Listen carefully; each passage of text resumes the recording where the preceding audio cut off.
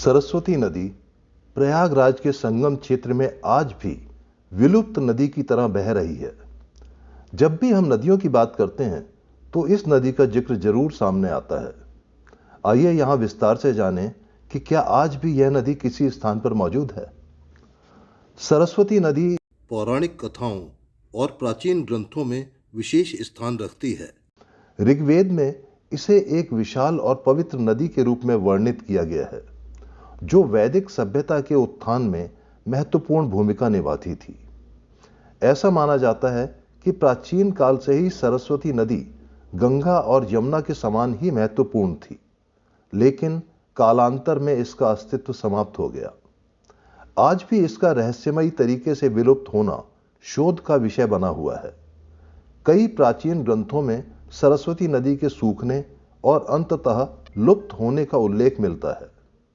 वहीं कुछ मतों के अनुसार ऐसा माना जाता है कि यह नदी अदृश्य रूप से आज भी प्रवाहित हो रही है।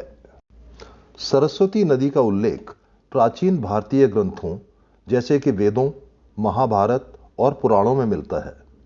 ऋग्वेद के अनुसार प्राचीन काल से ही यह नदी एक विशाल और तीव्र प्रवाह वाली नदी थी, जो यमुना और सतलुज नदी के बीच बहती थी। इसे शक्तिशाली नदी भी कहा जाता है, जिसने एक समृद्ध सभ्यता को जीवन प्रदान किया। यह नदी ज्ञान, बुद्धि और पवित्रता का प्रतीक मानी गई, क्योंकि इसमें माता सरस्वती का वास है। ऐसा कहा जाता है कि अनेक ऋषि मुनियों ने इसके तट पर तपस्या की थी। महाभारत में बताया गया है कि सरस्वती नदी धीरे धीरे सूख गई और अंततः रेगिस्तान में विलीन हो गई। कई मान्यताओं के अनुसार यह नदी दैवीय थी और स्वर्ग से प्रवाहित होती थी। साथ ही इसे देवी सरस्वती से भी जोड़ा जाता है, जो विद्या, संगीत और कला की अधिष्ठात्री देवी हैं। सरस्वती नदी के विलुप्त होने के पीछे भूगर्भीय प्रमाण यह दर्शाते हैं कि भूकंप और टेक्टोनिक हलचलों के कारण नदी की धारा बदल गई। भारतीय प्लेट की गति और भूकंपीय गतिविधियों ने इसके जल स्रोतों को प्रभावित किया, जिससे नदी का प्रवाह धीरे धीरे कम होने लगा और अंततः यह नदी विलुप्त हो गई। लगभग 4000 ईसा पूर्व के दौरान जलवायु परिवर्तन के कारण नदी को जल प्रदान करने वाले हिम नदीय स्रोत और वर्षा जल से बनी सहायक नदियां सूखने लगीं। इसके साथ ही ऐसी मान्यता है कि सरस्वती नदी सतलुज और यमुना जैसी नदियों से जल प्राप्त करती थी। टेक्टोनिक हलचलों के कारण ये सहायक नदियां अपना मार्ग बदलकर अन्य दिशाओं में बहने लगी, जिससे सरस्वती का जल प्रवाह रुक गया। राजस्थान और हरियाणा सहित उत्तर पश्चिमी भारत का एक बड़ा हिस्सा धीरे धीरे रेगिस्तान में परिवर्तित होने लगा। इससे सरस्वती नदी के जल स्रोतों में भारी कमी आई और यह पूरी तरह लुप्त हो गई। अगर हम पौराणिक ग्रंथों की माने तो हिंदू धर्म ग्रंथों में ऐसा कहा गया है कि सरस्वती नदी किसी दैवीय अभिशाप के कारण या ब्रह्मांडीय चक्र के कारण अदृश्य हो गई। मान्यता है कि यह नदी भूमिगत प्रवाहित होती रही और अन्य नदियों में आध्यात्मिक रूप से विलीन हो गई।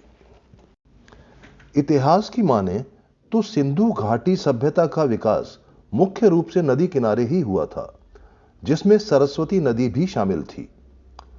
पुरातात्विक खोजों से पता चलता है कि इस नदी के किनारे कई विकसित नगर बसाए गए थे, जो व्यापार, कृषि और जनजीवन के लिए अत्यंत महत्वपूर्ण थे। सरस्वती नदी के अचानक सूखने को इस सभ्यता के पतन का एक मुख्य कारण माना जाता है, क्योंकि लोग जल स्रोतों की खोज में अन्य स्थानों पर पलायन करने लगे। वैज्ञानिकों का मानना है कि यह नदी कभी हिमालय से निकलकर अरब सागर तक बहती थी।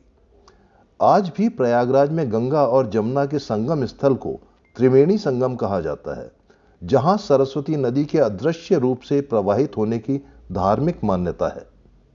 इसके अलावा कुछ शोधों में यह भी पाया गया है कि थार मरुस्थल के नीचे भी इस नदी के जल स्रोत अभी तक सुरक्षित हैं। विलुप्त हो चुकी नदी सरस्वती आज भले ही अन्य नदियों की तरह प्रवाहित न होती हो, लेकिन इसका प्रयागराज में मौजूद होना आज भी भारतीय संस्कृति का संदेश है।